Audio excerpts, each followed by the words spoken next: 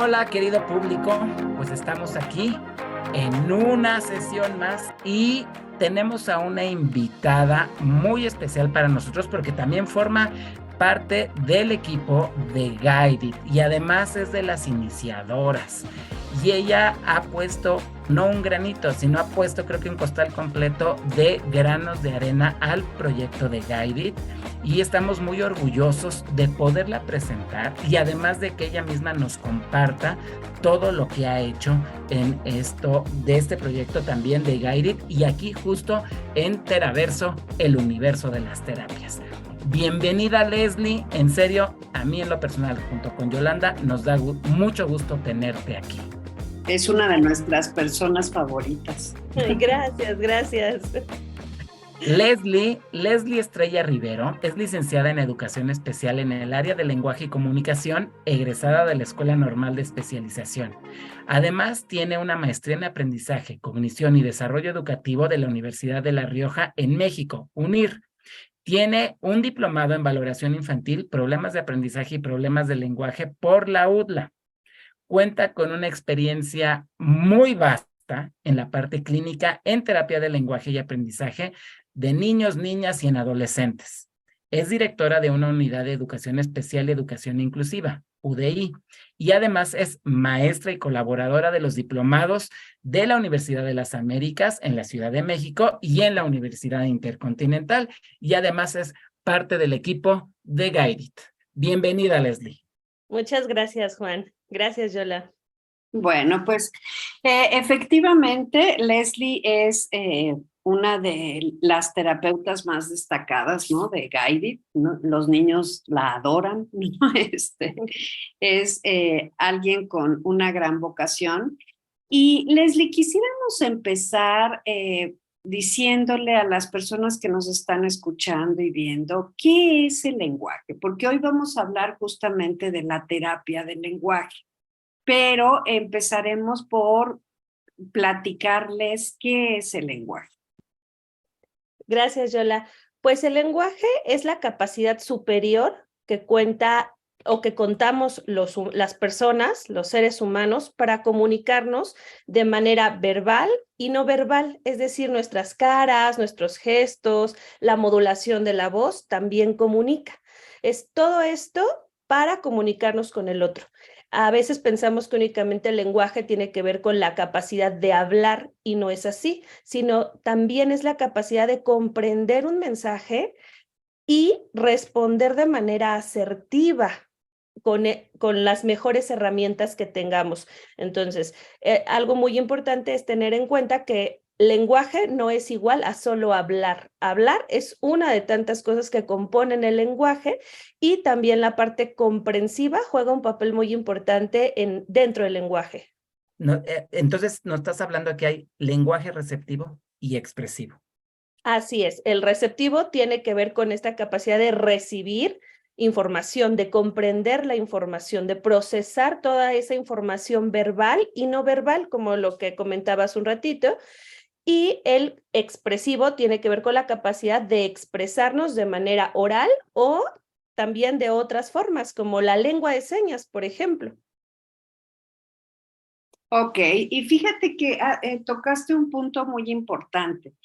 A veces en las escuelas o los papás piensan que si su hijo no produce bien algún sonido, ¿no? La R o la S o alguno que se les dificulta, piensan que es un problema del lenguaje, ¿no? Entonces, quisiera que platicáramos un poquito de la parte que sería esos sonidos de articulación y lo que abarca el lenguaje, ¿no? Sí, justo cuando identificamos que algún niño tiene problemas de articulación, está dentro de los problemas de habla. Si el niño no tiene ninguna otra dificultad, es decir, está estructurando, sus oraciones son coherentes, son lógicas, está entendiendo adecuadamente los mensajes, está respondiendo de manera acertada, participa, se comunica, tiene justo esta intención comunicativa con el otro y encuentra las maneras para poder comunicarse con alguien más, identificamos que existen problemas de habla, es decir, en estas dificultades de articulación que algún pequeño pudiera tener. Es muy diferente a algún otro niño que sí está presentando problemas para comprender un mensaje, para entender la información que se le da, para seguir indicaciones, para estructurar oraciones coherentes, lógicas, y para comunicarse con alguien más. Entonces, ese sería un problema de lenguaje, a diferencia del otro chiquito, donde nada más identificamos problemas de habla. Oye, Leslie, ¿y hay aspectos emocionales que pueden afectar el desarrollo del lenguaje y o el desarrollo del habla en específico? Sí, en ambos casos, las cuestiones emocionales a veces también se trabajan desde este aspecto del lenguaje, de ahí la importancia de un enfoque integral. Por ejemplo, en un mutismo selectivo tendremos que identificarlo también desde la parte emocional en conjunto con el terapeuta del lenguaje. Ese es uno de los ejemplos, pero existen otras dificultades que convergen ambos aspectos, tanto el emocional como la parte del lenguaje. Ok, sobre todo esto porque muchos papás a veces piensan que el lenguaje nada más tiene que ver con cuestiones a lo mejor articulatorias, pero a lo mejor orgánicas o una situación ya neurológica muy específica, pero también tiene un componente emocional importante, ¿no? Luego nos vas a dar algunas sugerencias también para que los papás estén observando y también cómo pueden apoyar en ese sentido. Que cuando un niño está ya en desarrollo y empieza a presentar unos síntomas, ¿qué es lo que nosotros podemos ver?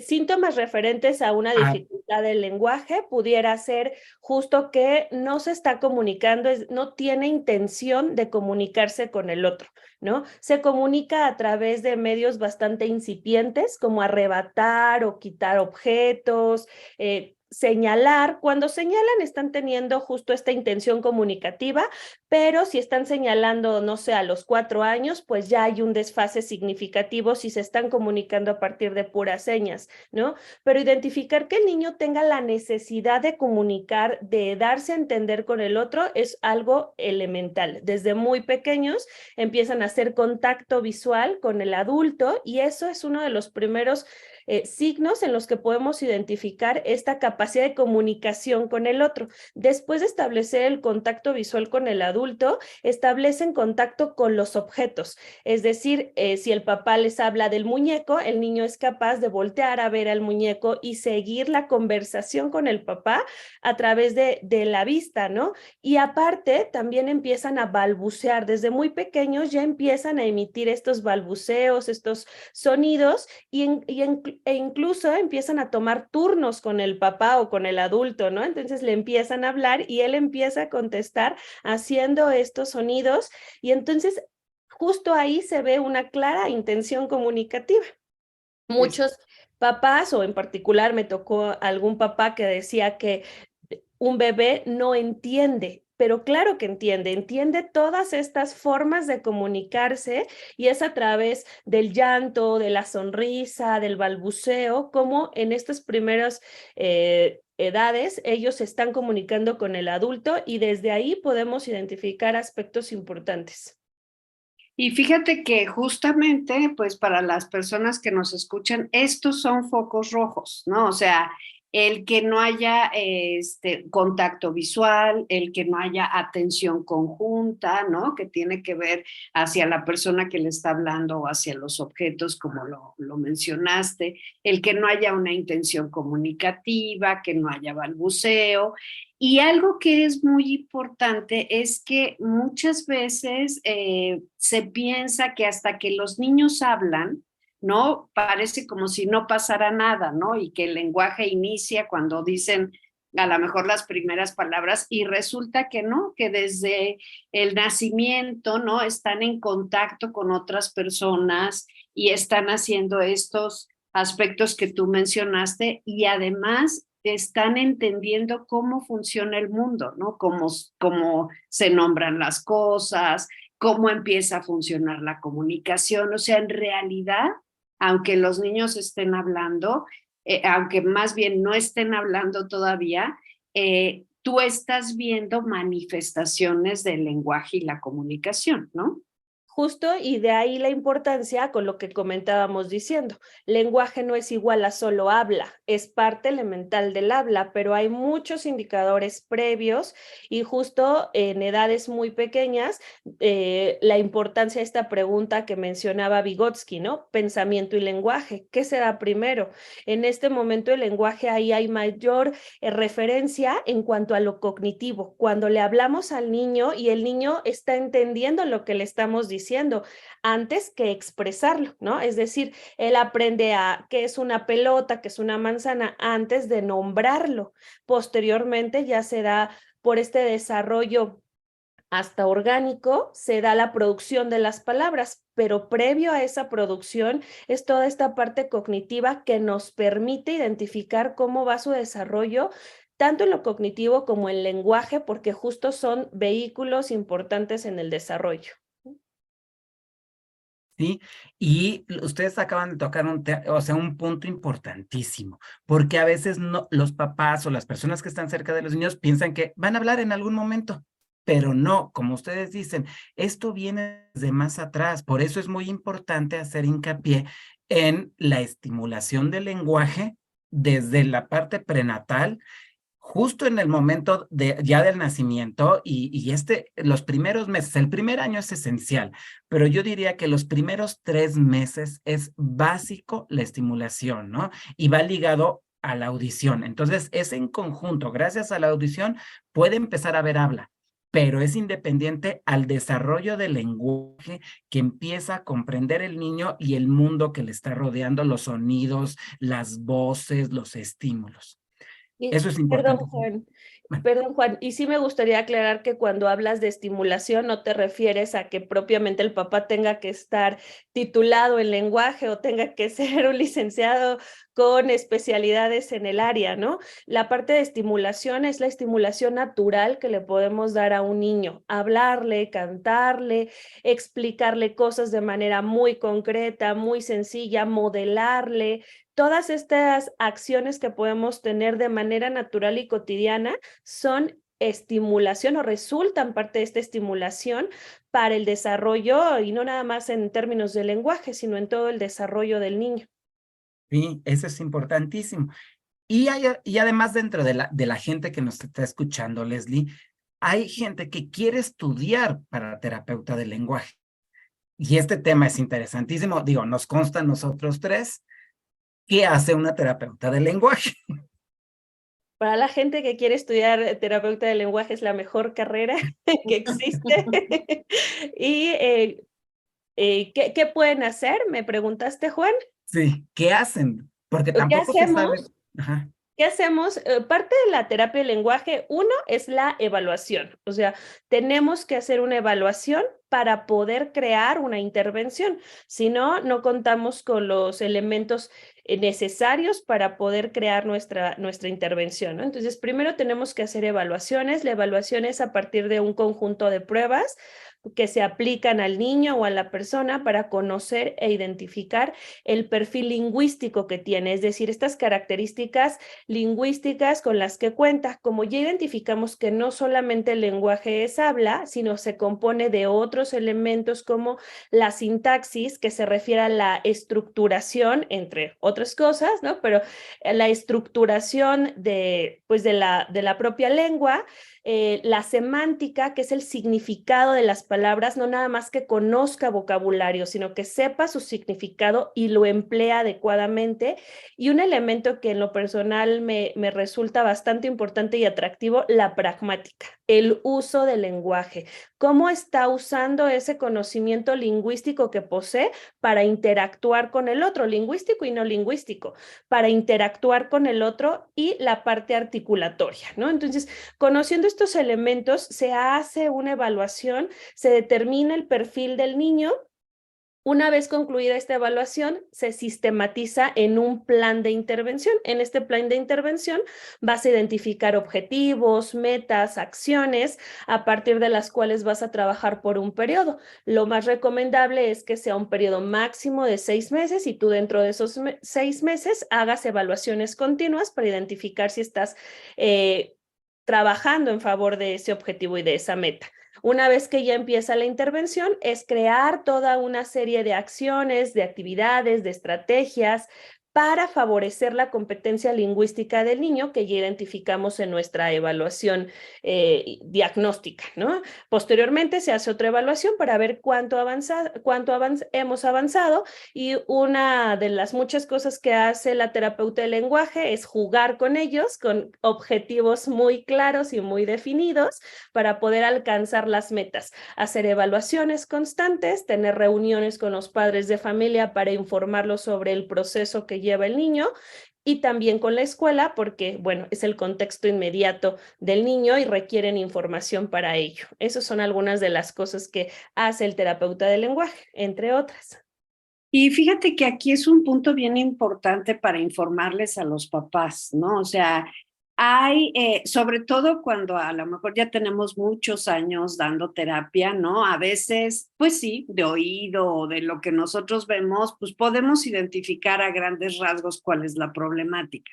Pero siempre es importante que haya pruebas objetivas, o sea, una evaluación, como tú lo mencionas, ¿no? Con pruebas estandarizadas que puedan comparar la ejecución del niño con otros niños que se han hecho esas pruebas, y pruebas informales, ¿no? Que es la, digamos, ejecución individual del niño en particular. Y aquí quisiera yo también como enfatizar esta parte de que en lenguaje, como seguramente les pasa a los papás o a los maestros, fácilmente nos empezamos a acostumbrar en la producción del niño y demás, y entonces muchas veces creemos que ya mejoró porque le entendemos más, ¿no? Y no necesariamente. Entonces sí es importante lo que tú dices, estar evaluando y estar viendo que verdaderamente, objetivamente avance, ¿no? Y que no es nada más que desde nuestra percepción sintamos que ya está avanzando, sino que tengamos esas mediciones objetivas que nos permitan ver que efectivamente el niño ya está mucho mejor en la terapia, ¿no? Y de la intervención, ¿qué nos puedes platicar, Leslie? Pues la intervención resulta muy divertida, ¿no? Justo por lo que les decía, una de las principales formas de acercarse y de crear un vínculo con los niños es a través del juego, aparte de que es la forma en cómo ellos aprenden y se comunican y comunican lo que están aprendiendo. Entonces, un elemento importante es el juego, y otro elemento que yo considero bastante importante como necesario en la terapeuta es la flexibilidad del pensamiento.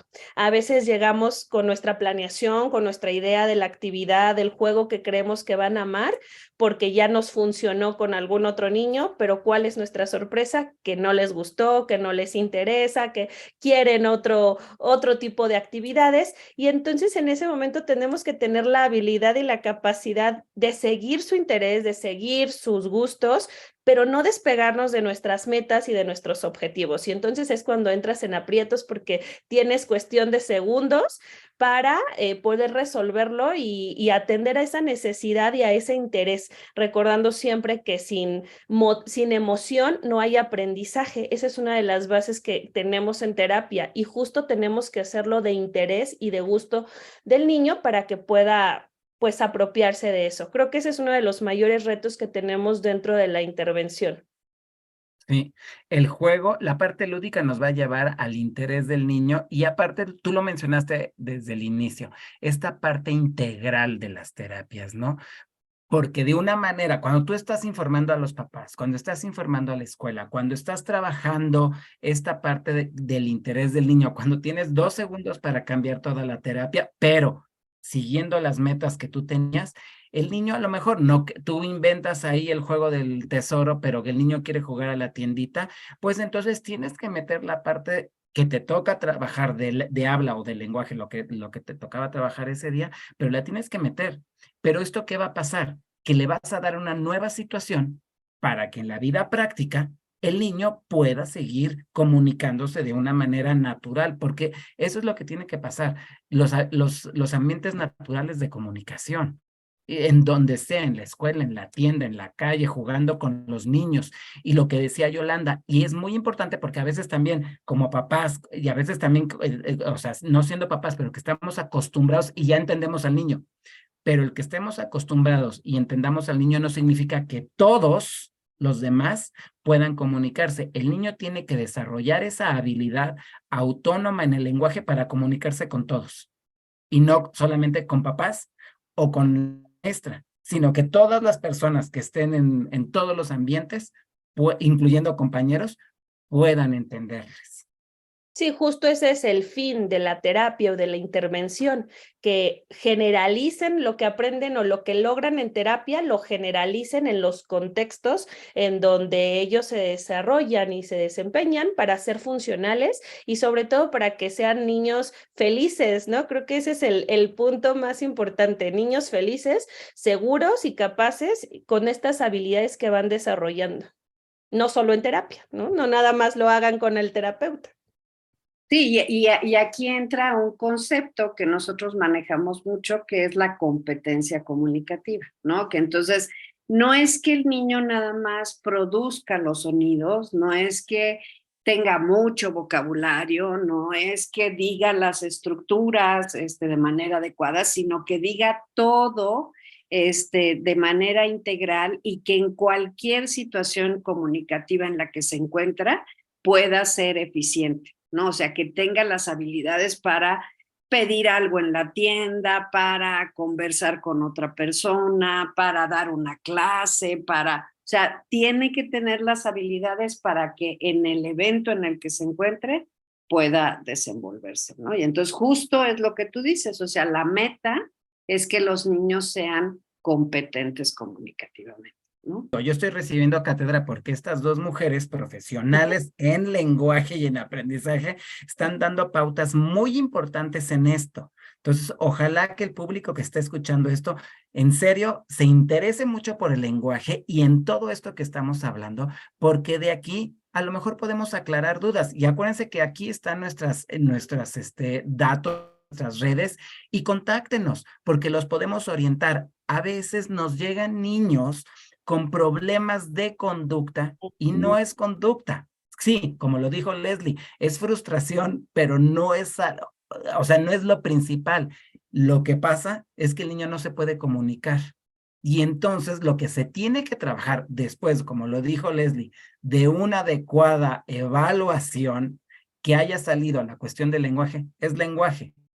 Por ende, se va a mejorar la parte conductual y emocional. Se va a frustrar menos el niño, como lo dijo Leslie, va a ser un niño feliz, que se va a poder comunicar. Por eso es muy importante una valoración bien hecha y que podamos estar captando que el niño tenga algo. Y sí, manden a los niños con los profesionales, pero que sean capaces de poder ver por dónde va el asunto. Como les digo, Yolanda y Leslie tienen un ojo clínico para poder detectar eso, pero a veces los profesionales en escuela o los mismos papás piensan que es otra cosa. Es muy importante que podamos captar esto. Sí, justo, perdón, Juan, justo eso quisiera hacerles como la invitación a todos los papás, como estar abiertos, ¿no? Estar pendientes de esta situación y en el caso de que tengan dudas o demás, acercarse con los profesionales, porque efectivamente, retomando el comentario de Juan, muchos de los niños que llegan a terapia o a evaluación, que inician evaluación, llegan con la etiqueta de niños problema, ¿no? Niños con problemas de conducta, y una vez que se hace una evaluación muy completa, nos identificamos, más bien identificamos que estos aspectos están siendo dados debido a unas fallas o a fallas de lenguaje. Recuerdan que uno de los elementos que les platicaba era la pragmática, el uso del lenguaje. Y en la mayoría de los casos de los niños que tienen dificultades en la pragmática, viene como consecuencia, problemas de conducta, porque no están entendiendo situaciones, de ahí el elemento de que el lenguaje también tiene que ver con elementos no verbales, es decir, caras, gestos, señas, entender situaciones y responder a estas situaciones. Entonces es un niño que no es que se quiera portar mal, es que no está entendiendo la situación y por eso responde de esta forma. Entonces, si como papás o maestros tienen duda o no saben qué está pasando con ese niño, acérquense con los profesionales para que los puedan orientar e identifiquen juntos cuáles son las dificultades que pudiera estar presentando ese niño. Exactamente. Y justo es, bueno, el psicólogo Juan les acaba de decir que él es especialista en la parte emocional, que una de las causas, no es que sea siempre, pero una de las causas a lo mejor de problemas de conducta o de frustración o de irritabilidad puede ser la falta de comprensión o que no están pudiendo expresarse adecuadamente, ¿no? Entonces, pues bueno, esta es una pequeña probadita de lo que se hace en terapia del lenguaje. Pues esperamos que haya sido ilustrativa y seguramente, Leslie, vas a estar nuevamente hablando de algo más específico, ¿no? Esta es una pequeña introducción, pero pues hay mucho más de qué hablar en este tema. Sí. Leslie, en serio, gracias. Y el público que nos está escuchando, padres y profesionales, maestros y público interesado que a lo mejor quisieran estudiar esta parte de maestro especialista, ya sea en la normal de especialización o en algunas de las universidades privadas que existen, y también en el interior de la República hay varios lugares donde se puede estudiar, vean que es una de las funciones que tienen. Hay terapeutas de lenguaje, terapeutas de aprendizaje, terapeutas de audición. Este es uno de los tantos. Y como dijo Leslie y Yolanda, si quieren saber más, quédense pegados a nosotros y sigan escuchando nuestros podcasts, toda nuestra información, porque el objetivo de Teraverso, el universo de las terapias, es poderles dar esta información y que se desmitifiquen o informarles, y allí sí ayudar a los niños, a las personas que lo quieran, y poder orientarlos. Pueden ir a muchos lugares, en serio, hay muchos lugares donde se pueden trabajar todas estas cuestiones. Leslie, ¿algo que quieras darle ya como último al auditorio? Justo que estén muy pendientes en este desarrollo del lenguaje y que a través de actividades y acciones cotidianas estimulen el lenguaje, como canten, jueguen con los niños de camino, ¿no? No se sienten a jugar con ellos media hora, de camino a la escuela, jueguen adivinanzas, jueguen juegos donde tengan que nombrar cosas, donde las tengan que definir, platiquen con ellos. Cuando terminen de ver una película, pregúntenles qué les gustó, qué no les gustó, qué le cambiarían, cómo se portó ese personaje. Todas esas cosas nos pueden ayudar justo para el desarrollo del lenguaje. Sí. Yolanda, ¿algo más que quieras agregar al auditorio? Pues digo, nada más reforzando lo que dice Leslie, el lenguaje es una gran herramienta para justo el desarrollo del pensamiento y el aprendizaje de los niños. Entonces, como dice ella, con actividades cotidianas, no tienen que hacer algo especial. Si quieren, ¿no?, sentarse a jugar, a leer, a hacer cosas mucho más específicas, mucho tiempo está perfecto, pero si no, como ella comenta, en el trayecto de la vida diaria, en la comida, en el baño, en donde ustedes puedan, en las actividades cotidianas del diario, ¿no?, estimulen el lenguaje, porque de verdad es una gran herramienta para que ellos puedan estar mejor. Yo añadiría, Yolanda, la parte social también. Sin lenguaje no hay socialización. Ahí está el ejemplo de lo que platicamos mucho. El Teraverso, el universo de las terapias, es una cuestión integral. Se necesitan todos los especialistas para ir llevando a la persona en desarrollo de una manera adecuada. Si trabajamos de manera separada, luego no coordinamos todas las áreas y se necesita estar trabajando todas estas cuestiones. Nada más para que vean, como dice Yolanda, la probadita de lo que es lenguaje, que es una de las cosas más importantes, y como también lo dijo Leslie, que lo dijo Vygotsky a su vez, pensamiento y lenguaje. Depende, y la interfuncionalidad del pensamiento y el lenguaje. Pues, querido auditorio, esta fue una cápsula más con Leslie Estrella Rivero, que nos habló del lenguaje, y cualquier duda, escriban a nuestras redes sociales, nosotros les contestamos, y si tienen más dudas, más ideas de cosas que quieren saber, más temas, más especialistas, sugerencias, lo que ustedes necesiten, no duden en contactarnos, y aquí estamos para lo que se les ofrezca. Muchísimas gracias. Gracias. Gracias. Hasta pronto.